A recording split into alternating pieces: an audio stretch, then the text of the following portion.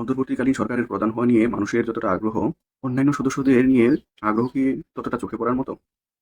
আমরা কি কার্যত প্রধানমন্ত্রী পদের মতোই এই পদটাকেও বিশেষ বা অতি গুরুত্বপূর্ণ করে তুলছি না? সচেতন বা অবচেতনভাবে আমরা এমন কাউকে কি খুঁজছি না, যে কিনা সব বিষয়ে সিদ্ধান্ত নেবে? ঠিক করে বললে বলতে হয়, যার সিদ্ধান্তেই সবকিছু চলবে, এই পদের ব্যক্তিকে কি একক অপরিহার্য করে তুলছি? যে রূপ ভাবনা ও প্রক্রিয়া কিনা প্রধানমন্ত্রী পদটিকে একক কর্তৃত্ববাদী করে তুলেছে, আমরা কি ঘুরে ফিরে একজন ডিক্টেটরকেই খুঁজছি? তা না হলে কেন কোনো আলোচনা হচ্ছে না তার কর্মপরিধি নিয়ে?